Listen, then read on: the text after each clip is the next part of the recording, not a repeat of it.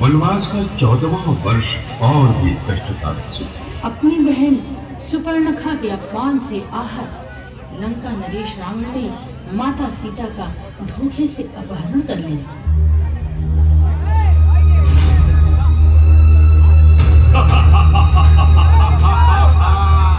दशानन रावण की शक्ति का तुम्हें भान नहीं सीते?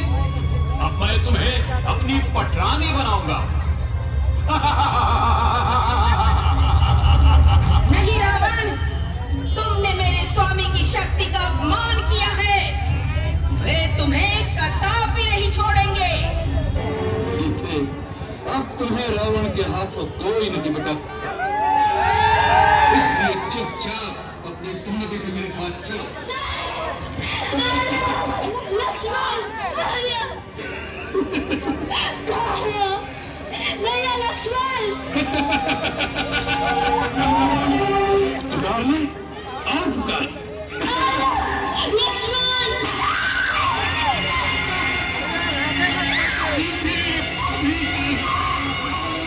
राम और लक्ष्मण सीता की खोज में दर दर भटकने लगे। वहीं राम की भेंट हुई रुद्रावतार पवन पुत्र हनुमान से। राम ने हनुमान को सीता की खोज हेतु दक्षिण की ओर रवाना किया।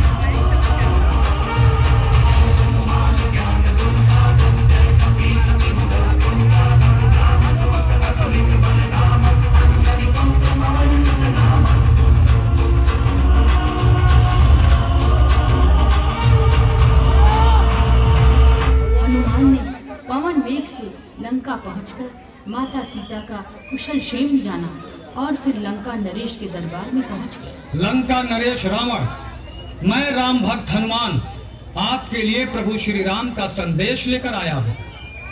आप माता सीता को सादर श्री राम को लौटा दें। मेरे प्रभु अत्यंत दयालु और क्षमाशील हैं। वे आपको अवश्य क्षमा कर देंगे।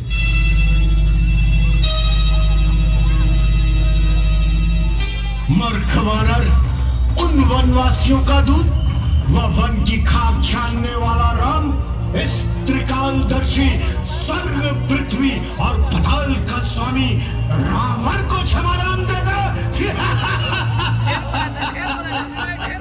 तो जाकर उन वनवासियों से कह दे, मैं सीता को वापस नहीं करूंगा। लंकेश, ऐसा विवेकहीन हठ तुम्हारे सर्वनाश का कारण बनेगा। माता सीता का अपमान मेरे प्रभु सहन नहीं कर सकेंगे। इसीलिए अभी भी समय है। भगवान श्री राम से समझौता कर अपना और अपने कुल को विनाश से बचा लो। विनाश? लंकापति रावण का विनाश? अरे मूर्ख वानर, विनाश तो अब तेरा होगा। सैनिकों, वानर को अपनी पूंछ से अत्यंत प्यार होता है। इसकी पूंछ में आग लगा दो।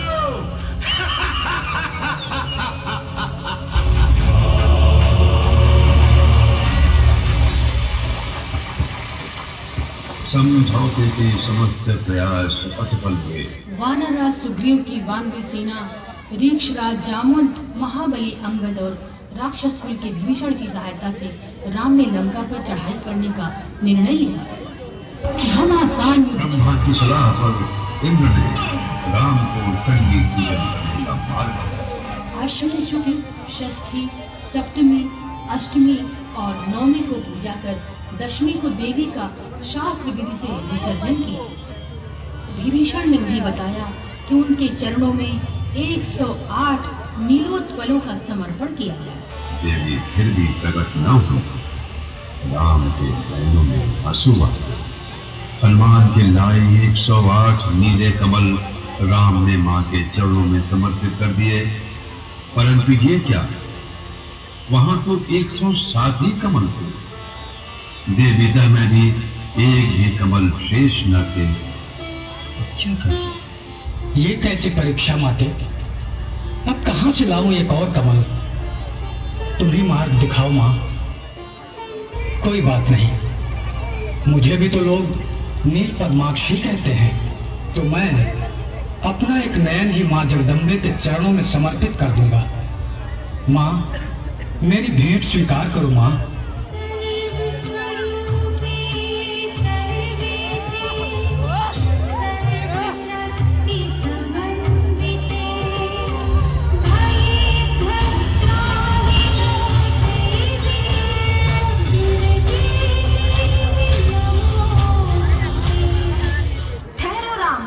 मुझे तुम्हारे नयन नहीं चाहिए।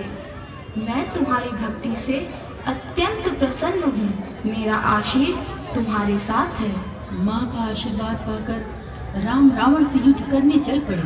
भयंकर युद्ध हुआ।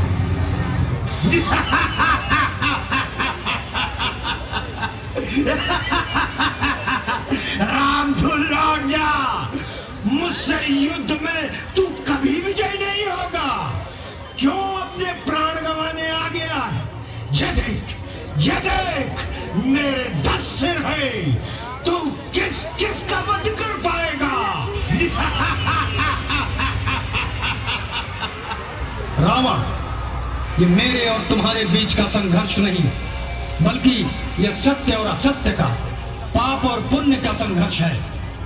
और जीत हमेशा सत्य की ही होती है। मेरे इन शक्ति बाणों से तू जीवित नहीं बच सकता।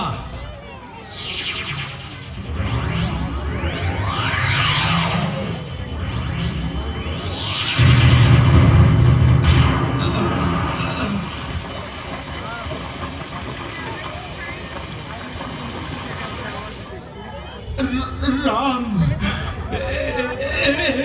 राम, जीत गए राम। भक्तजनों, त्रेता युग की ये कथा हमारे आराध्य प्रभु श्री राम के शौर्य का वर्णन करती है। नमस्कार, मैं योगी आदित्यनाथ